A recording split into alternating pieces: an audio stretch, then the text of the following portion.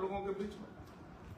आप लोगों ने देखा कि बंसीधर महोत्सव कैसे हुआ, इससे पिछले बार कैसे हुआ और फिर आज कैसे। इसको 2-3 परिप्रेक्ष्य में हम आप लोगों को बताना चाहते हैं। 2017 से इसका शुरुआत होता है। माननीय मुख्यमंत्री प्रधानमंत्री जी के निर्देश पर रघुवर दास जी के समय में बंसीधर महोत्सव प्रारंभ होता है। बड़े ही धूमधाम से पक्ष विपक्ष सारे राजनीतिक दल के लोगों को लेकर के यह कार्यक्रम किया गया। आप लोग को याद होगा तो आप लोग याद कीजिए, 2017 में अनंत प्रताप देव भी मंच पर थे, भानु प्रताप शाही भी थे, रामचंद्र केसरी जी भी थे। इस क्षेत्र के नहीं, गढ़वा जिला, पूरे पलामू प्रमंडल के जितने भी राजनीतिक व्यक्ति थे, सारे लोग, सारे दल पार्टी के लोग थे और कितना धूमधाम से वो कार्यक्रम का शुभारंभ 2018 में हुआ। वो भी धूमधाम से हुआ। उसी समय आपको याद होगा कि उसी में ये जो मुख्यमंत्री आकर के बोल रहे थे कि हमने पानी का व्यवस्था किया, दारीदा पाइपलाइन लगा करके अब मैं पानी देने वाला हूं। कितना बेशर्म मुख्यमंत्री, कितना झूठ बोल करके चले गए। मुझे तो समझ में नहीं आता है, एक मुख्यमंत्री लाखों जनता, करोड़ों जनता का जो प्रतिनिधि होता है वो भी इतना झूठ बोलता है।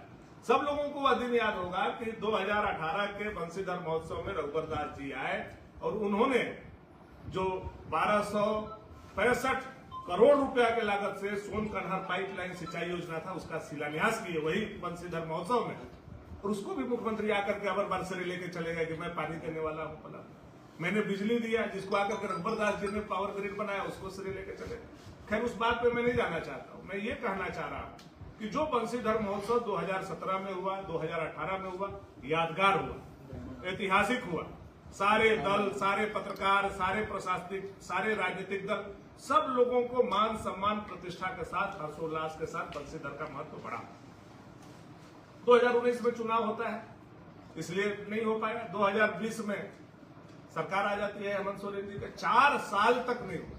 विधानसभा में जब मैंने लड़ाई लड़ा तो 2024 में आप लोगों को याद होगा कि बंसीधर महोत्सव हुआ। 4 साल में एक बार पिछला कार्यकाल।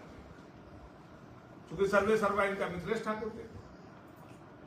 मिथिलेश ठाकुर जी ने उसको हाईजैक कर लिया, अनंत प्रताप देव जी को अपना पिछला गुरु बना करके।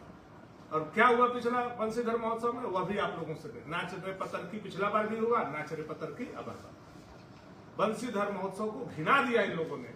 हरा झंडा बांध करके, हरा चादर उठा करके बंसीधर जी को अपमानित करने का काम, विश्व विख्यात मूर्ति को, विश्व विख्यात स्थान को इन लोगों ने कलंकित करने का काम किया, राजनीतिक साफा बांध दिया, हरा चादर उठाने का काम। अब क्या हुआ, अबर बार जब हुआ फिर बंसीधर महोत्सव तो याद कीजिए क्या हुआ। फिर वही घटना हुआ, कुर्सियां तोड़ी गई, अश्लील गाना गाया गया। अगर कोई विधायक वहां रहता हमारे जैसा तो ये कार्यक्रम हो सकता था क्या कभी ऐसा? मैं अपने सरकार में, अपने विधायकी में खड़ा होकर के 2-2 कार्यक्रम करवाया। डीसी एसपी बैठे रहते थे, जब तक मैं बैठा रहता था किसी को चूचा करने की हिम्मत नहीं होती। लेकिन आप देखिए कि ये व्यवस्था बदला, सरकार बदला। एक बार मिथिलेश ठाकुर के नेतृत्व में हुआ, एक बार अनंत प्रताप देव के नेतृत्व में हुआ और बंसीधर महोत्सव को मजाकी लोगों ने बनाया। बंसीधर महोत्सव पर कितना किरकिरी हुआ, कितना अपमानित हम लोगों को दूर रह करके भी झेलना पड़ा, यह कहने की जरूरत है। सांसद को भी श्रद्धापूर्वक आमंत्रित नहीं किया। विपक्ष की बात को छोड़ दीजिए, जो माननीय सांसद है इस क्षेत्र के, पलामू के, उनको सम्मानित नहीं किया, उनको सम्मानपूर्वक आमंत्रित नहीं किया। फोन से आमंत्रित किया जा रहा है सांसद। बताइए कितना दुर्भाग्यपूर्ण स्थिति है। जब हम लोग कराते थे तो वीडियो जाता था हमारे विरोधी लोगों के, एसडीओ जाता था और जाकर के आमंत्रण देता। आज यही अनंत प्रताप देव और मिथिलेश ठाकुर की अगुवाई में दूसरा कार्यक्रम हुआ। अब क्या से क्या, आप याद कीजिए कि पहले जब भी रघुवर दास जी की सरकार है, कोई भी राजकीय कार्यक्रम होता था तो पलामू प्रमंडल के जो मंत्री होते थे उनको सम्मान पूर्वक, श्रद्धा पूर्वक कार्यक्रम में बुलाया गया।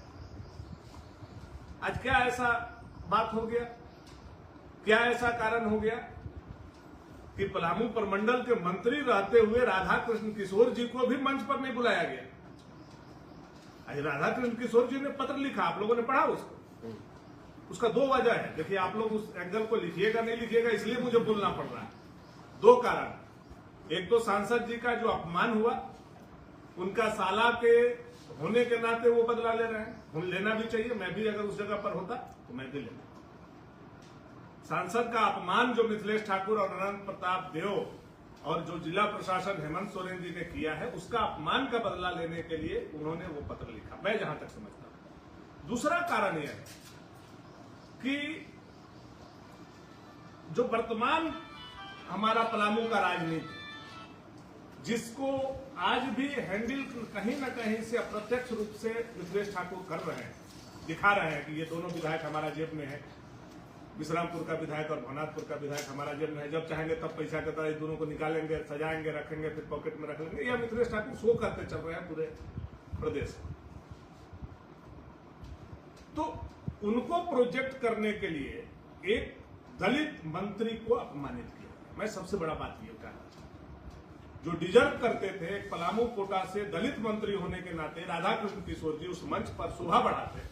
दुर्भाग्य है विपक्ष को नहीं बुलाया, लेकिन सत्ता पक्ष के लोगों को भी नहीं बुलाना, मंत्री को पलामू प्रमंडल का अकेला प्रतिनिधि मंत्री सरकार का नहीं होना, यह दुर्भाग्य बताता है कि बाबा भीमराव अंबेडकर साहब का किताब लेकर के ये लोग बार बार संविधान का दुहाई देता है, लेकिन वास्तव में वर्तमान सरकार दलित विरोधी है। मैं ये कहना चाहता हूं, उन्होंने सांसद का भी दलित होने के नाते विरोध किया और उन्होंने राधा कृष्ण किशोर जी का भी दलित होने के नाते विरोध किया, इसीलिए मंच पर उनको नहीं बुलाया। मैं इसलिए इस बात को कर, इसलिए बीमार होने के बाद भी, मेडिकल में होने के बाद भी उतना कड़ा पत्र वित्त मंत्री को, मुख्य सचिव को लिखा। ये आपका बंशीधर महोत्सव को किस तरह से मिथिलेश ठाकुर को प्रोजेक्ट करने के लिए, मिथिलेश ठाकुर अपने आप को नेता बनाने के लिए एक मंत्री को अपमानित करते हैं, एक सांसद को अपमानित करते हैं।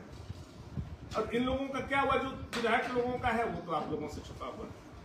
दोनों विधायकों को जिस तरह से मिथिलेश ठाकुर आज ट्रीट करते चल रहे हैं, अभी कुछ लोग विश्रामपुर से हमको फोन करके बता रहे थे कि हम लोग गए थे गढ़वा में, तो मिथिलेश जी ने कहा कह रहे ये दोनों विधायक को जो बोलेंगे सो करेंगे, कहेंगे रात को खड़ा रहो तो खड़ा रहेगा, कहेंगे बैठ जाओ तो बैठ जाएगा, कहेंगे लेट जाओ तो लेट जाओ। हमारे बिना वो लोग गढ़वा पार नहीं हो सकता है, हमारे बिना वो लोग गढ़वा नहीं आ सकता है।